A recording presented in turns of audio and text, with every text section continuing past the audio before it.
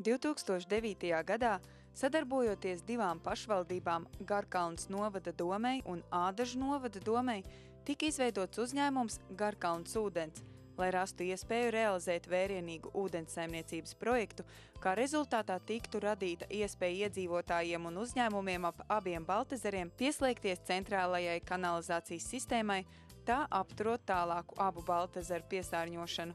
Projekta realizācija šobrīd norit pilnā sparā, ar tā gaitu bija iespējams iepazīties speciāli tam veltītā seminārā. Seminārs bija informatīvs. Rīkotāji bija ne tikai mēs vieni Garkalnes ūdens, bet sadarbībā gan ar Ādažu novada domu, Garkalnes novada domu, Ādažu ūdeni un Latvijas ūdens apgādes un kanalizācijas uzņēmumu asociāciju. Faktiski viss iesaistītās puses, kas ar projektiem strādā, konkrēti šo projektu strādā. Un šis bija tāds, tā kā starpziņojums, un mēs projektu ietvaros vides ministrijai regulāri reizi kvartālā sniedzam progresa ziņojums. Ja? Tas arī, zināms, ir tāds progresa ziņojums, kas ir projekta vidusposmā, ja, kad pusi no darbiem ir izdarīti, ir iesākti visi galvenie, zinām pieredzi gūti gan projektu vadībā, ņemot vērā visas mūsu īpatnības, gan tehnoloģiskajā ziņā, ņemot vērā, ka tiek izbūvēta vakuma kanalizācija. Ja, mums gribējās padalīties savā pieredzē ar kolēģiem no visas Latvijas. Paldies, ka atsaucība bija tik liela. Varbūt nedaudz akcentēt tās problēmas, kas nākotnē vēl radīsies. Ja? Un arī maksimāli, lai arī būtu publicitāte un lai arī iedzīvotāji gan novadā, gan Latvijā zinātu, kā tas notiek, kā strādā Eiropas nauda, kādas ir īpatnības varbūt, ja? Jo visi šie vidas projekti, ja nav tāda pietiekama informācijas par viņiem, ja? Tad visu laiku tiek cenšas viņus politizēt un vēl kaut ko pievilkt klāt. Arī mūsu projektam, kurš kopējās izmaksas ir pār pa 7 miljonu eiro kopumā, ja, nemitīgi kaut kādi politikāņi cenšas tur kaut ko politizēt un tās, kā viņi ieraug tās nulles, tad tur ir kaut kas jābūt un tā tālāk. Ja, bet, šis ir ūdens saimniecības projekts, vērsts uz to, lai paplašinātu pakalpojumu saņēmēju loku, iedzīvotāju skaits, kas var pieslēgties pie centralizētās kanalizācijas ar vienu tādu augstāku mērķi, kas vieno arī abas pašvaldības, gan Ādažu, gan Garkalnes, lai glābtu lielo un mazo Baltezeru, lai šis ūdens stāvoklis nepasliktinātos, lai viņš atdzīvotos un lai šis ezers vēl turpmāk nākamās paudzes priecētu mūs. Kādreiz vēsturiski te Baltezeri skaitījās par Baltezeriem, viņi tika saukt tāpēc, ka bija ļoti tīrs ūdens šeit. Ja. Vēsturiski veidojās visas šīs problēmas, kas saistītas ar Gaujas kanālu, pludināšanu, koku un arī visādi ražošanas attīstību Ādažos un pie mums, un līdz ar to viņš jau vairs galīgi nav balts. Principā jau arī visas šīs te problēmas, kas saistīts ar to Baltezeru piesārņojumu tīrību, ir arī zināmā mērā tās, kas ir saistīts ar to Tausjūru. Ir viens tāds, protams, drusku seriāls projekts, kad ielikt to zemes sūkni iekšā un pieskalot ezeram klāt apmēram 15-20 metrus visapkārt. Iztīrot šīs dūņas ārā, ja? Līdz ar to ir Tausjos, un cilvēkiem, kur peldēties, un ezers ar tīrs. Ja? Tad gan būtu diezgan interesants gadījums, ja mēs to dabūtu gatavu. Attiecībā par kanalizāciju, tas ir pirmais solis, lai šis Baltezers tiešām taptu tīrs. Otrais, protams, ir šis savienojums ar to Gauju, un trešais ir savienojums ar Tīšu zemi un jūru. Šobrīd var sekot līdzi projekta realizācijai, kā sakārtojot ūdenssaimniecības sistēmu tiek risināta Baltezera ekosistēmas saglabāšana. Tiesa, projekta realizācija nebūtu iespējama bez abu pašvaldību, Garkalnes novada domes un Ādažu novada domes vienotas izpratnes un vēlmes apvienoties cīņā par tīriem Baltezeriem. Līdz šim šāda praksa Latvijā nebija, tāpēc abām pašvaldībām projekta realizācija reizē ir izaicinājums un liela pieredze. Protams, kad tas ir sarežģītāk tajā ziņā, ka ir jāprot runāties, ir jāprot pamatot gan intereses, kas ir pašvaldībai, gan arī saprast tās problēmas, ja, un to, ka tā ir vienota sistēma.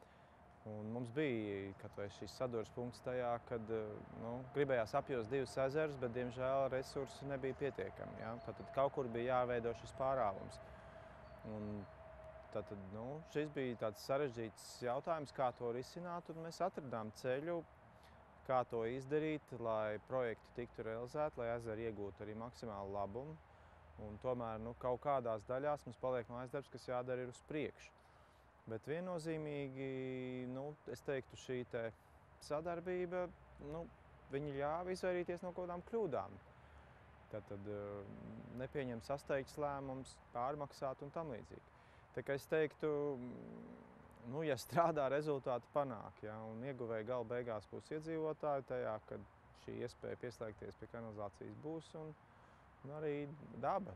Ezers cerams sāks atvesaļoties un paliks atkal Baltezeri. Ja projekts tiek realizēts tikai vienā pašvaldībā, ja, tad viss ir vienkāršāk. Ja. Tad ir viena būvvalde, viena būvatļauja, un mēs zinām savas vietējās īpatnības. Patreiz faktiski projekts tiek realizēts ne tikai 2 pašvaldībās, bet 3. Ja. Un no projekta vadības viedokļa žēl, ka Rīga nav arī kā 3. partners tajā projektā, ja, jo viss tā rezultātā jau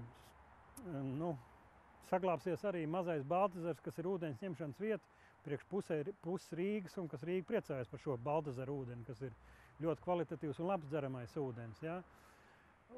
Bet attiecīgi katrā pašvaldībā ir savu vietējā kārtība, savu nedaudz īpatnības un tā tālāk. Ja. Un šī varbūt ir viena tāda organizatoriska grūtība, ka no projekta vadības viedokļa tas ir papildus problēmas, ja, jo katram ir kaut kādas savas prasības, savas nianses. Ja. Šis projekts, viņš tātad rada tieši šo labumu tajā, kad notekūdeņus samazinās, bet arī tas, ka Dievs pašvaldības mācās sadarboties, ka mēs regulāri esam spiesti tikties un risināt kaut kādus jautājumus, kaut vai ja Garkalni sāk darīt vairāk, viņi izlemj izbūvēt ūdensvadu vai asfaltēt ielas, viņu kapitāla daļa kopuzņēmumā pieaug. Ja? Viss šīs lieciņas rodās praktiski vienkārši darot darbu, un viņas jāspēj risināt. Tā kā, es domāju, mūsu sadarbība bijusi ļoti pozitīva, appusējuši, manuprāt, sabalansēta un izdevīga. Un tas ir paraugs, kad var 2 pašvaldības strādāt kopā, veidot kaut ko kopīgu. Projekta realizācijas gaitā nākas saskarties ar dažādām situācijām, kas prasa profesionālus risinājumus. Tas saistīts ne tikai ar projekta organizatoriskajiem jautājumiem, bet arī ar tā būvniecības procesu. Mēs, diemžēl, nezinām, ka tur, kur tie ciemati, kas ir radušies pārsvarā vēl uz kaut kādu dārzkopības kooperatīvu bāzes, tur atrodas kaut kādās bijušās armijas daļās, kas tur būs zemē iekšā, ja tie ir zila brīnumi, kas tur nāk ārā un vienkārši, ir daudz tehnisku problēmas, kas mums jārisina dienā, autoru uzraudzības kārtībā un tādā veidā. Bet, viss risinās un pa lielam es esmu apmierināts, kā projekts virzās uz priekšu un mēs viņu izpildīsim termiņos. Un šādu semināru droši vien vēl būs pāris, ja pirmais, kad projekts noslēgsies, es domāju, ka tā kā mēs pagājušajā gadā ierakām pirmo 500 metru, tā mēs tagad atskaitamies. Tad nākošais gads mēs droši vien parādīsim to, kas ir uzbūvēts, un tad vēl pēc kādu gadu mēs padalīsimies savos iespaidos un pieredzē par eksploatāciju. Projekta realizācijas nepārtrauktību un veiksmīgu virzību nodrošina būvuzraudzības kompānija Lakalme, kuras profesionālās darbības joma ir vides infrastruktūras projektu realizēšana. Kompānijas stūrakmens ir augsti kvalificētie un profesionālie speciālisti ar ilgstošu pieredzi ūdensapgādes un kanalizācijas sistēmu inženiertehnisko risinājumu projektu izstrādē un projekta vadības pakalpojumu nodrošināšanā no projekta idejas līdz tā pilnīgai realizācijai. Projekta īstenošana nav iedomājama arī bez iedzīvotāju līdzdalības, sadarbības un atsaucības. Te ir tā nianse, kad realizēt šādus vides projektus ir vajadzīgs maksimāli iedzīvotāju atbalsts. Ja? Jo arī izbūvēt šādu projektu, teiksim, par 7 miljoniem, un pēc tam, ja cilvēki negribēs pieslēgties, ja, tad tā faktiski būs izniekot Eiropas naudu, par kuru būs kauns un būs grūti atskaitīties Briselē. Ja. Un tāpēc arī Bukultos, kur mums ir ar tādu vēsturisku apbūvi veidojusies ļoti sarežģīti, un kur gruntsūdeņi patreiz un arī spits, no kurām iedzīvotāji ņem ūdeni, ūdens paliek aizvien sliktāks, varbūt ar tā iemeslu dēļ, ka kanalizācijas ūdeņi nonāk gruntīs. Ja. Viņi izteica ļoti tādu izteiktu vēlmi, ka viņi grib arī dzeramu ūdeni vienlaicīgā kanalizācija. Un tāpēc arī mūsu pašvaldība atbalstīja šo te ideju, un mēs maksimāli, ko ar saviem spēkiem un līdzekļiem varam, to mēs darām un arī izdarīsim. Tiks savilkt maģistrālie vadi ar ieslēgšanās iespēju visām mazajām šķērsielām, izbūvēt ugunsdzēsības hidrantu, kas nav mazsvarīgi. Ja?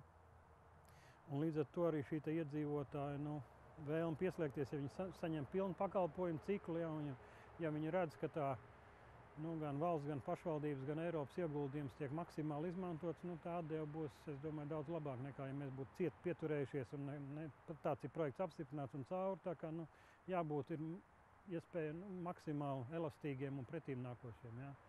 Jo tas, es domāju, ka ir viens no iemesliem, kāpēc tik maz vispār Latvijā kopā pieslēdzās pie šiem te tīkliem, jā. Tāpēc, kad visi šie te pakalpojumi sniedzēji, viņi ir ļoti labi profesionāli savā tehniskā ziņā būvēt kanalizāciju un tā tālāk, jā, bet viņiem ir ļoti maz bijis saskara tāda, lai tas biznes būtu vērsts uz klientu, ja?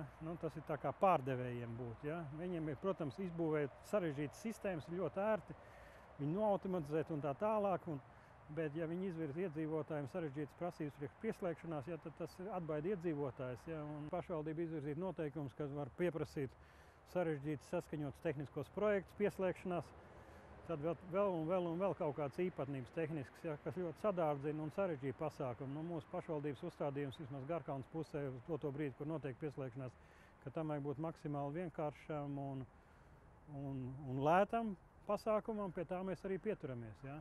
Droši vien, ka mēs arī pēc kādu gadu varēsim pateikt, kādi ir mūsu rezultāti un kādi ir mūsu atziņas. Bet patreiz no iedzīvotāju puses ir liela atsaucība un mēs esam par to priecīgi.